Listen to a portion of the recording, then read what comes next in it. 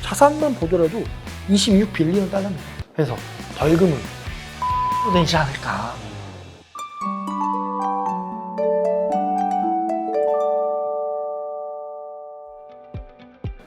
안녕하세요. 별의별 크립토 진행의 정우찬입니다. 오늘도 데이터 읽어주는 남자 웹3 애널리스트 박별 연구원님과 함께합니다. 반갑습니다. 반갑습니다.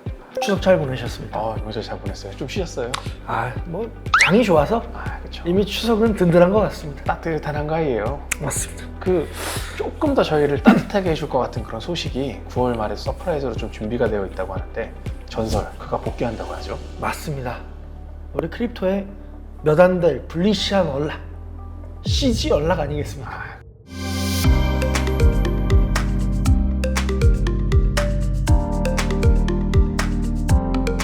가장 이 펌프덤프의 대표의 상징 이 CG가 다시 오는데, 물론 이 방송을 보시는 분들은 바이낸스가 어떻는지 CG가 어떻는지 잘 아시겠지만 아직 우연히 이 방송을 보시는 분들이 있다면 좀 더 알려드리기 위해서 조금 간단하게 설명 좀 해주실 수 있으실까요? 네, 저희가 이제 사실 처음부터 CG, 언락 이랬지만 창펑자오의 이니셜 앞에 두 글자를 짜서 CG라고 이제 보통 많이 부르고요. 많이 아시겠지만 그냥 제가 좀 더 알면 좋거나 저희가 이해하는 데 도움이 될 만한 걸로 재구성을 좀 해봤는데, 일단 CG 그 국적이 이중 국적입니다. 그래서 캐나다, 그다음에 아랍에미리트. 이 말인즉슨 출소하면 두바이를 갈 것이 높다라는 뜻이죠. 그렇죠. 그리고 이분은 퀘벡주에 있는 맥길 대학 CS 전공입니다. 좋은 데 나오셨네. 이미 이때부터 프로그래밍 이쪽에 굉장히 눈이 뜨여 있으셔서 도쿄증권 거래소 인턴을 하셨고, 그다음 블룸버그에서도 이런 쪽으로 증권 쪽으로 일을 하셨었습니다.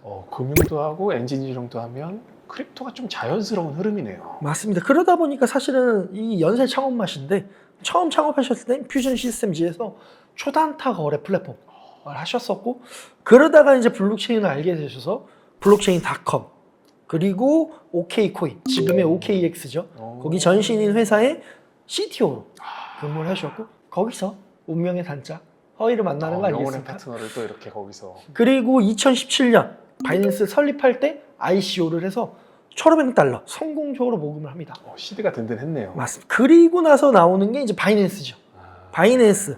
바이낸스가 사실은 뜻이 바이너리 익스체인지 해가지고 이진법적인 뭔가 그러한 또 뜻이 있다고 하더라고요.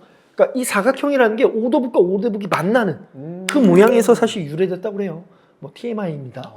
그리고 2017년 7월에 설립을 했고, 그다음 6개월 만에 거래량을 전 세계 최다 찍었다. 와, 그게 어떻게 가능하죠? 이거를 굉장히 어필을 많이 합니다. 어필할만 하네요. 6개월 만에 그냥 1등이 되는 거 사실 말도 안 되는 일인데. 그래서 이제 지금 현재 유저는 2억 30명 정도 된다고 그러고 40개국의 언어로 지원을 하고 있습니다.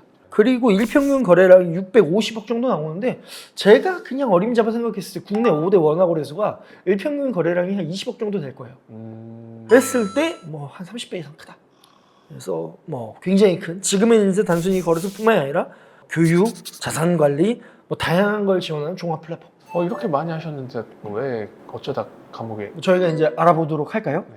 자, 그러면 일단 저희가 처음에 얘기했던 블리시 연락, 저희가 좀 농담 삼아 이렇게 표현하는 것이지만, 중요하게는 이제 전 CEO CG가 9월 29일 출소를 합니다.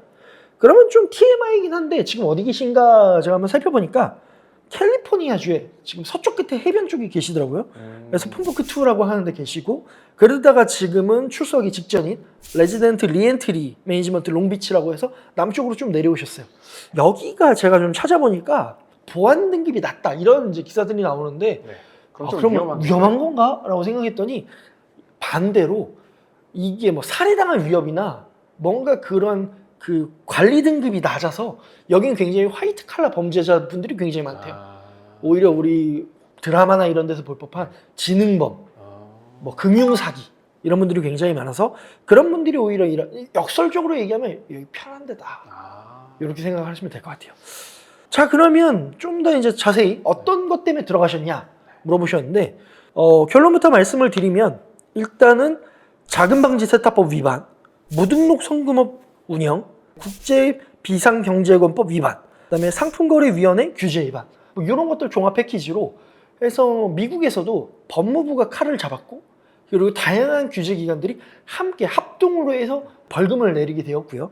그랬을 때 이것도 조금 아이러니한데 이 표현이 맞는지 모르겠지만 20%를 할인해 준 게 43억 벌금이라고 하더라고요. 이게 적극적으로 응해 줬고 뭐 이렇게 잘 협조해 줬다. 뭔가 제목이 되게 큰 것 같기도 하고 안 큰 것 같기도 한데 이 처벌이 적당한 규모인가요? 굉장히 날카로운 지적이시는데요. 저희가 사실 이런 것들은 기사로 접하기 어려웠는데 제가 한번 찾아봤습니다.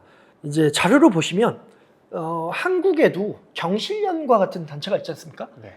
마찬가지로 미국에도 여기는 특히 월가에 집중돼 월가의 저격수 뭐 이런 단체가 있는데 베러마켓이라는 데가 있습니다. 거기서 이번 판결에 대해서 어떤 얘기를 해줬냐면 크게 이제 한 5가지 정도 포인트를 찝어줬습니다. 첫째, 처벌이 너무 부족하다. 그러니까 너무 관대하다. 그러니까 돈 세탁을 직접적으로 얘기를 하지 않고 AML 그 돈 세탁 방지 프로그램을 운영하지 않았다라고 돌려서 기소를 했다라고 얘기를 하고요. 벌금이 너무 미비하다. 뭐 이 금액에 대해서는 조금 이따 나오겠지만 CG 개인에게도 벌금이 나오는데요. 자산에 비하면 5천만 달러라고 하는 벌금이 나왔는데 0.1%에도 못 미친다. 너무 미비하다. 그리고 짧은 형량. 처음에 검사 역시도 18개월을 외쳤지만 결국 4개월이라고 하는 너무 짧은 기간이 아니냐. 그리고 공모자 처벌의 부재. 즉 CG 혼자서만 이 처벌을 받았지 나머지 멤버는 회사에 다 있습니다. 이사회라는 것을 부득이하게 이제 공개를 하게 됐는데 이 이후에 공개를 하게 됐는데 CTO 분들이나 사실 허위 말고 코파운더가 또 있습니다. 근데 그런 분들은 여전히 다 남아 있습니다. 그래서 여전히 사실은 회사는 바뀌지 않았을 수 있지 않을까라는 추측을 하게 되는. 그러니까 이분들은 그렇게 생각을 하시는 거죠. 네. 그리고 기업 문화의 지속 마찬가지로 그런 구성원이 안 위에 바뀌었으면 사실. 바뀌지 않았는데 또 한편으로는 원래는 처음에는 이제 3년 정도 CG가 바이낸스 규제를 받아야 된다라고 했다가 그 다음에는 이 5년 동안 컴플라이언스 해야 된다 했고 근데 CG는 영원히 경영에 관여할 수 없다. 뭐 이렇기 때문에 기업 문화의 CEO 복귀 가능성은 영구적으로 막혀 있지만 어쨌거나 멤버는 여전히 남아 있다. 그래서 요런 저희가 이제 짤막하게 말씀을 드렸는데 혹시나 요러한 이제 구체적인 내용을 관심이 있는 분이 계시면 저희가 그냥 간단하게 정리했는데 로이터라고 하는 이제 외신에서 바이낸스 크립토의 블랙홀이라고 하는 주제로 연작 시리즈가 굉장히 있습니다. 그래서 살펴보시면 되게 자세히 보실 수 있는데 뭐 그냥 저희가 어떻게 CG가 커왔나라고 하는 것을 역설적으로 알 수 있어서 간단하게만 제가 정리를 해보면 CG는 바이낸스는 무조건 신규 유저를 많이 받아야 된다. 이게 그쵸. 지상 최대의 목표였습니다. 무조건 확장. 이 모토가 굉장히 컸다고 그러고요. 그랬을 때 처음에 이제 러시아의 불법 자금들이 이 바이낸스에 충분히 이용할 수 있도록 KYC를 느슨하게 했다라고 해요. 이메일만 가입하면 있을 수 있게. 뭐 근데 그때 당시에 이제 뭐 러시아의 이제 블랙마켓 같은 히드라 마켓이라고 하는 요곳의 자금들이 여기에 이제 흘러 들어올 수 있었다. 뭐 이런 얘기가 첫 번째 있고요. 두 번째로는 이제 코로나 때입니다. 그러니까 CG는 코로나의 또 산물입니다. 바이낸스는 코로나가 정말 독특한 수혜를 봤다라고 하는 거래소로 저는 생각을 하는데 이때 당시에 일본 시장에서 엄청 퍼지고 영국을 비롯한 EU 시장에서 확장을 하고 이런 식으로 뭐 국내도 마찬가지죠. 맞죠. CG가 온 시점이 한국이 언제냐 하면 2018년입니다. 그러니까 그 전에 왔지 그 전에 와서 밑작업을 해놓으면서 이렇게 진행이 됐지 정작 코로나 이후 때는 오지 않은 걸로 저는 알고 있거든요. 그래서 이런 식으로 밑작업을 해놔서 이때 만기했다. 그리고 궁극적으로 이 시장을 확대하다 보니까 이제 마지막으로 미국 시장을 들어가야 된다. 그렇죠. 규제벽이 또 높으니까. 맞습니다. 미국 시장을 들어가야 되는데 그럼 어떻게 들어가느냐? 타이치, 태극권이라고 하는 전술. 최대한 협조하는 척하지만 공개하지 않는다. 뭔가 이런 보수적으로. 그리고 바이낸스 US를 왜 설립했냐라고 이제 살펴보면 바이낸스가 아니라 바이낸스 US라고 별도로 법인을 해서 바이낸스를 건드리지 못하게 하려고 했다라고 이 외신은 얘기를 하더라고요. 되게 괜찮은 전략이네요. 네, US라고 하는 별도의 법인으로 이렇게 상대를 하게끔 하면서 뭐 시간을 끌거나 상대를 하지 못하게끔 이런 식으로 전략을 펼쳤다고 얘기하고요.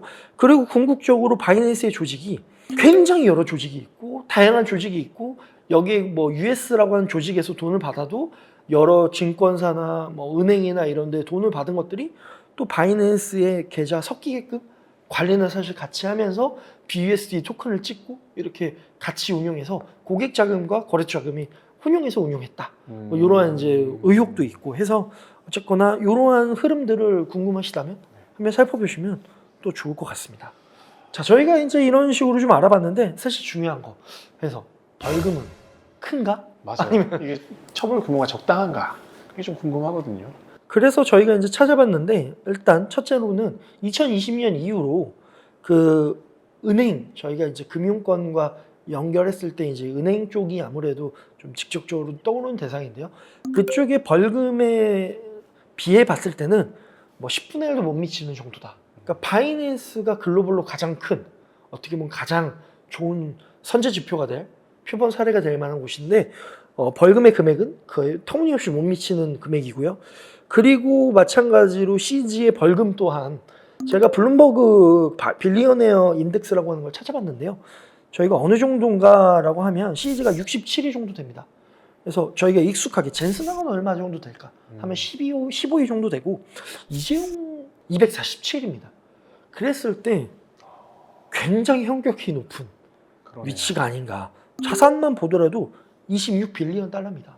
굉장히 여기 자산에 비하면 5천만 달러는 너무 미비한 수준이다. 이게 뭐 크립토 혹시 변동성 때문에 그렇게 좀 낮게 책정이 된 건가요? 아니면 협조를 열심히 잘해주어가지고 좀 탕감이 많이 된 건가요? 일단 후자라고 일단 판결에는 보통 그렇게 나오는 것 같고요. 그리고 사실은 아까도 말씀드렸지만 가장 핵심이 되는 뭐 돈 세탁이다. 뭐 이런 것들은 기소를 하지 않았습니다. 자금 세탁 그 프로그램을 제대로 갖추지 않았다. 네. 뭐 이런 식으로 얘기를 하셨기 때문에 좀 그 형량이나 이런 것들이 굉장히 좀 다르게 됐다. 그리고 뭐 변호사가 그런 얘기도 합니다. 여태껏 이렇게 뭐 수감을 하거나 뭐 그런 사람이 없었다. 이런 범죄로 인해서 이제 그러한 선례를 얘기하면서 형량을 낮게 아무튼 했고 저희가 이제 또 요거 이제 조금 저희가 재밌게 한번 찾아볼 만한 게 아닌가 해서 흥미거리로 하나 가져와 봤는데요. 네. 2024년 3월에 갑자기 6년 만에 비트코인 94,505개가 이동을 합니다. 이 규모가 6빌리언입니다. 미묘하게 숫자가 더 큰데요. 이게 좀 이제 뭐 여러 자금들이 더 필요하겠죠. 벌금만 딱 쓰지 않고 물론 이 벌금에도 언제까지 내라 이렇게 오피셜하게 나온 날짜는 없습니다. 네. 하지만 어쨌거나 출산 날짜나 이런 걸 감안했을 때 어쨌거나 이때 당시에 갑자기 이렇게 큰 자금이 이동한다. 근데 벌금과 굉장히 관련 있는 사이즈다. 근데 비트코인이 움직였네. 해서 지갑을 봤을 때 최종 하나 계속 이렇게 여러 장가지를 치면서 흩어지는데요. 하나만 딱 최종으로 남는데 이게 5밀리언 정도 됩니다. 5빌리언. 그래서 요거는 벌금과 굉장히 관련이 있지 않을까라고 생각을 하게 되고 그리고 제가 이 뿌리를 한번 좀 찾아봤는데 이 자금은 어디서부터 왔을까라고 했을 때 후오비에서부터 시작합니다. 후오비에서부터 시작하면서 굉장히 다양한 직업들이 연루되어 있고 이게 때문에 이게 다양한 트랜잭션을 거치면서 중국 쪽에 굉장히 좀 호양호재하는 또 그 따뜻함이 있네요. 그 뭔가 탐탁치 않은 자금들과 연루가 되어 있는 게 아닌가. 그래서 저희가 흥미거리로 벌금은 어떻게 낼까요? 라고 하는 주제에 있어서 비트로 내지 않을까 라고 한번 저희가 찾아봤습니다. 자, 그랬을 때 저희가 이미 알고 있던 이슈들은 이런 거지만 최근에 갑자기 또 9월 16일 날 SEC가 고소장을 새로 수정해서 제출합니다. 바이낸스한테 다시금 증권성을 주장을 하는데 네. 아니 이건 또 무슨 일인가 라고 해서 자 간단하게 살펴보니까 핵심 주장은 두 가지였습니다. BNB는 여전히 증권성이 있다. 그 다음에 토큰 상장 절차에 문제가 있다. 인데 증권성에 문제가 있다라고 하는 건 뭐냐면 BNB가 증권이다라고 하는 것에 이제 SEC가 생각하는 이유는 뭐냐면 사람들이 지금 이제 사실 CG가 출소할 때도 BNB를 사야 될까요? 뭐 이런 고민을 많이 하는데 왜냐하면 BNB 토큰이라고 하는 것은 결국 바이낸스 성장에 베팅하는 것이다. 그렇죠.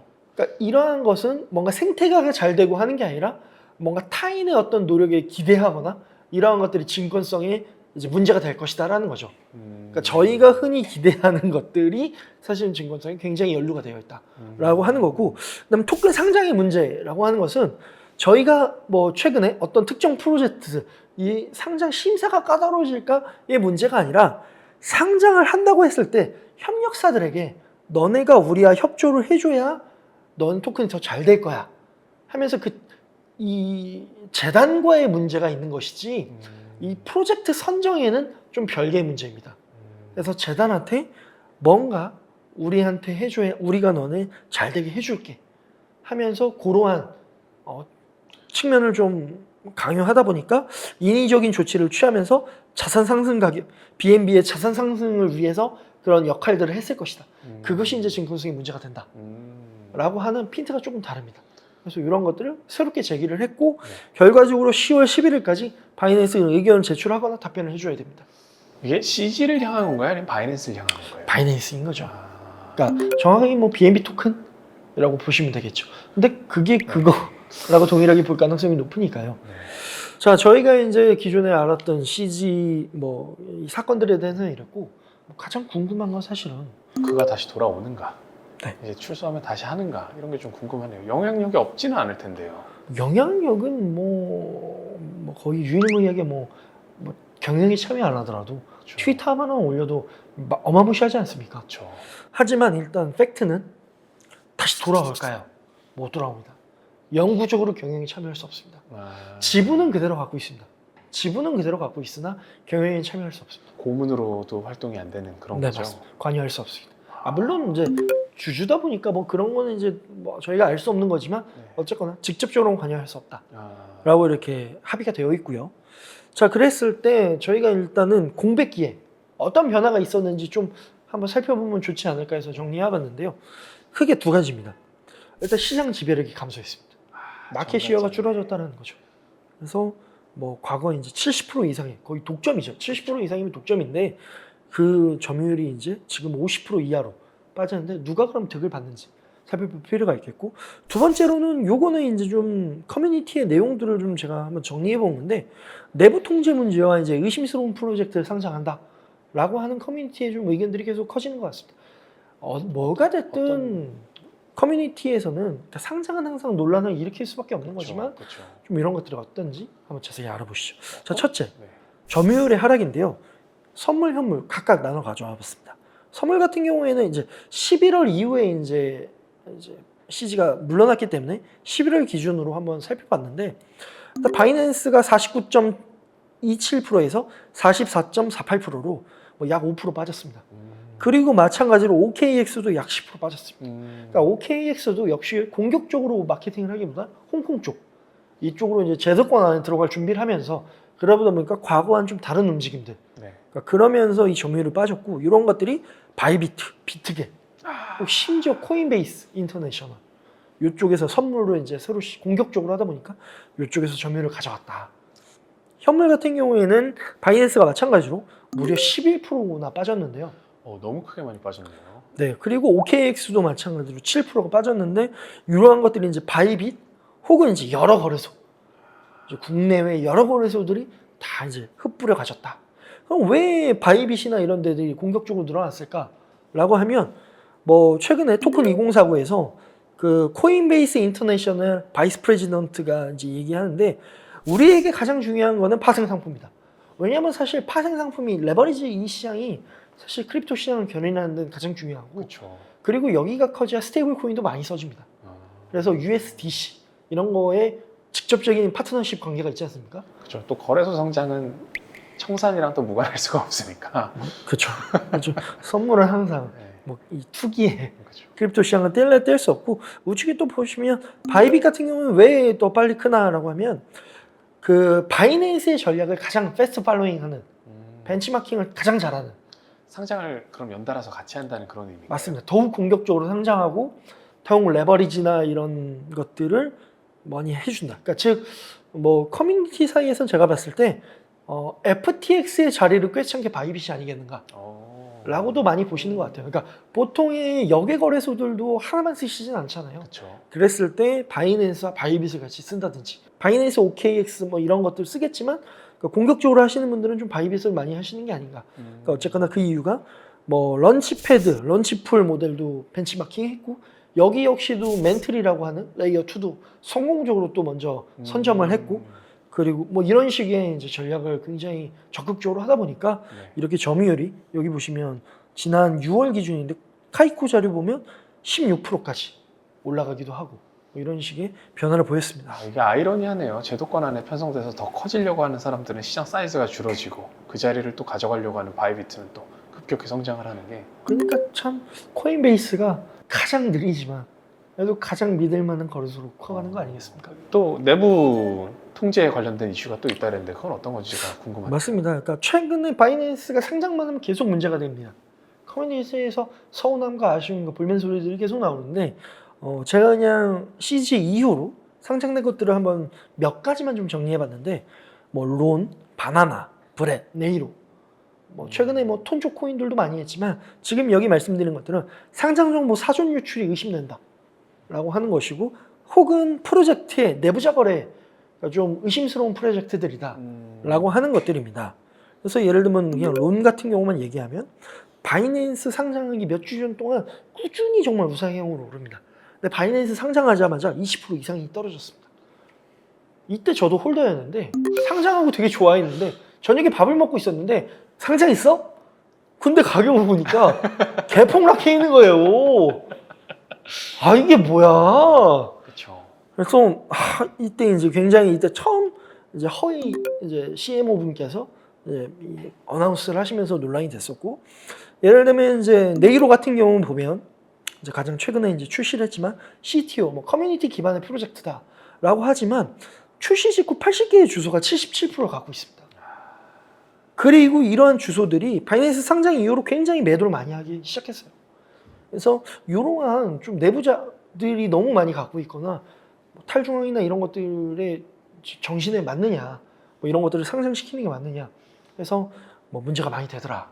그래서 이랬을 때 바이낸스가 어떻게 반응을 하느냐 했을 때 허위와 CJ의 반응을 좀 한번 같이 갖고 와봤는데요. 허위는 최근에 이제 우리 적절한 검증 절차로 상장 프로젝트 선별한다. 그리고 여러 가지 크라이테리아가 있고 기준이 있고 팀들이 여러 개 있다. 정말 긴 장문의 글을 올리셨습니다. 하지만 뭐 민심은 그렇게 좀 뜨뜻미지근한 것 같습니다.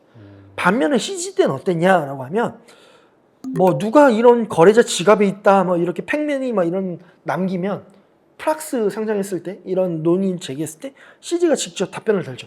이 지갑 동결이다. 그리고 우리 절차하겠다. 적어도 이런 제스처 정도는 취해 주시고 또 심지어 커뮤니티에서 어떤 프로젝트가 상장될 겁니다 라고 막 루머가 있어요. 그럼 CG가 직접 달아요. 그런 프로젝트는 블랙리스트에 올라갑니다. 그래서 아이러니하게 이때 이 프로젝트가 블러였습니다. 블러는 선물은 상장이 됐지만 현물은 CG가 사임하기 전까지 절대 결코 상장이 되지 않았어요. 블러의 연락이 있을 때마다 상장이 되겠지 계속 찾아봤지만 절대 되지 않았습니다. 그런 단호함이 있었네요. 이게 진짜 네. 엄청난 단호함이었습니다. 전 정말 이 사임하는 그날까지.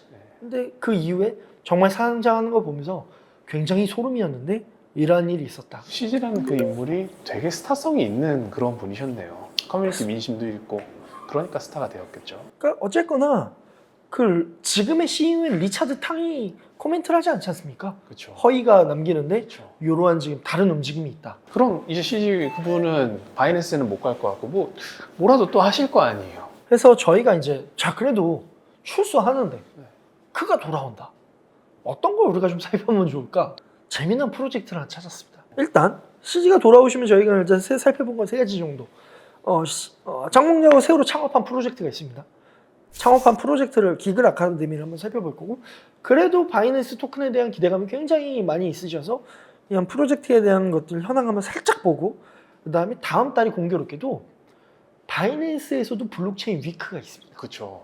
그게 공교롭게도 다음 달 두바이에서 진행합니다. 그래서 이걸 간단하게 살펴볼게요. 첫째, 아이들을 위한 게임화 교육 플랫폼에서 키워드 교육, 게임, NFT입니다.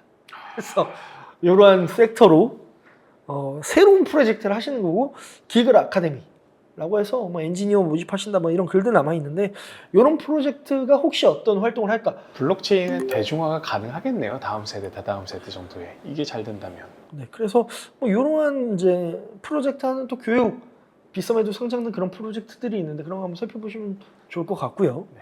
그리고 다음으로는 BNB가 네. 좀 퍼포먼스가 어떨 것이냐, 좀 오를 것이냐, 라고 했을 때 일단 그냥 제가 뭐 그런 것들은 잘 모르지만 올해 퍼포먼스가 어떤 건지만 한번 찾아봤습니다. 했더니 비트코인보다 성과가 좋아요. 그러네. 바이낸스 코인이 올해 지금 이얼 투데이 기준으로 YTD 기준으로 80%입니다. 비트코인이 40%인데 비해 이더리움은 거의 제자리예요. 제 이도 좀 살려주세요. 그랬을 때 바이낸스 코인이 성과가 훨씬 좋았고, 그리고 지금 뭐 차트를 보시면 지금 역해쇼 해가지고 지금 올타임 하이 가나요?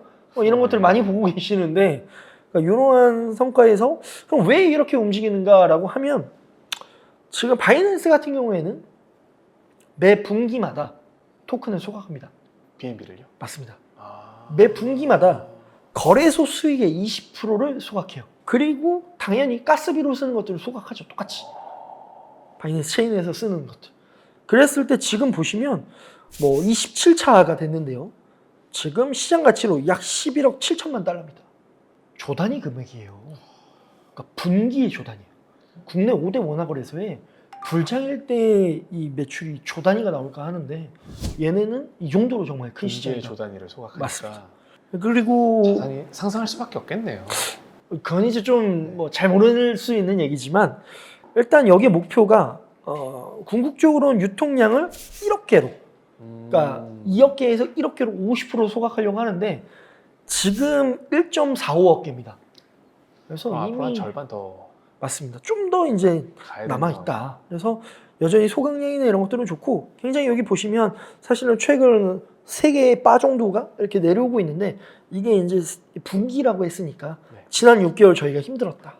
그리고 이 가장 컸던 바가 지난 1분기 불장의 향기, 이렇게 좀 보시면 좋을 것 같고, 네.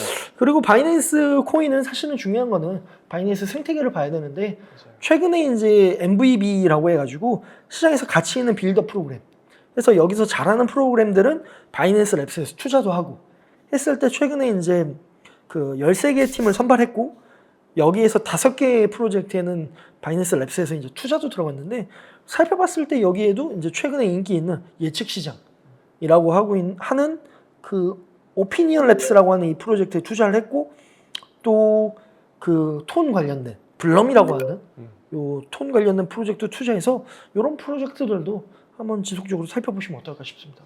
또 BNB가 생태계에 투자를 또 되게 많이 하는 걸로 알고 있어요. 그래서 뭐 그렇고, 그리고 이제 마지막으로는 다음 달 있을 그 두바이에서 진행하는 바이낸스 블록체인 위크. 이게 이제 이게 매년 진행을 하는데, 두바이에서는 2년 만에 돌아오는 거더라고요. 그리고 또 CG가 출소를 하면 두바이를 갈 테니까 그러네요. 좀 그러한 아다리가 있지 않나? 환영식이 또 아닌가 싶습니다. 그래서 올해 주제는 모멘텀이라고 합니다. 그래서 모멘텀이라고 해서 뭐 이런 아젠다가 있다고 하고, 제가 이제 좀 중요하게 보는 것은 크게 이제 2가지인데, 지금 리차드 탕이라고 하는 분이 그렇죠, 현시요. 메나 해서 미들 이스트 앤 아프리카 요쪽에 원래 담당자셨어요. 그쪽에 그럼 완전 빠삭하시겠네요. 맞습니다. 그분이 그리고 2년 전에 여기서 웹3 지갑을 런칭한다고 어나운스를 하셨는데, 최근 인터뷰들을 보면 이제 여기 바이낸스 기업과 기관 투자자 40% 증가했다. 뭐 최근 2억 2,500만 명을 돌파했다, 유저 수가. 뭐 이러한 뉴스들을 발표하는데, 최근 어떤 뉴스를 또 어나운스 할까? 그러니까 궁금하고, 그리고 2년 전에 허이라고 하는 이제 CMO 공동 창업자분이 처음으로 오피셜하게 영어로 스피킹을 여기서 하셨어요. 그래서 CG가 이분을 두고서 여러 인터뷰에선 바이낸스 성공이 없어서 안 될 존재, 그다음에 지속적인 성장이 또 없어서는 안 될 존재, 이렇게 극찬하시는데, 이번엔 또 어떤 어나운스를 할까? 이런 것들을 좀 한번 살펴보면 좋지 않을까 생각을 합니다. 앞으로 그분이 나오시면 또 어떤 움직임이 10월 달에 펼쳐질지 저는 업앤올리를 기대하고 있습니다. 좀 어떻게 보세요? 어떤 게 많이 바뀔까요? 뭐 제가 그건 잘 예측하기 어렵지만, 그냥 마무리로 저는 이 CG를 정리하면서 그 생각이 들려고요. CG의 그 If you can hold, if you won't be rich라고 하는 말이 있지 않습니까? 그래서 지금 시장이 굉장히 변동성이 크지 않습니까? 위아래로 흔들어대고 아직 위로 65K나 돌파를 하지 못했기 때문에 횡보장인데, 그래도 너무 사팔사팔 하시기보단 좋은 프로젝트들 잘 갖고 계시면 우리의 또 좋은 기회들이 오지 않을까, 그런 마음을 한번 더 연말까지 그럼 꽉 붙들고 있으면 되나요? 뭐 그거는 각자 판단에 CG는 일단 잘 갖고 있으래요. 가장 또 64위시라면 그분의 말을 듣는 것도 나쁘지 않은 전략이지 않을까. 뭐 이러한 마음을 가지고 네. 이번 주 CG의 출소 기대해 보면 좋을 것 같습니다.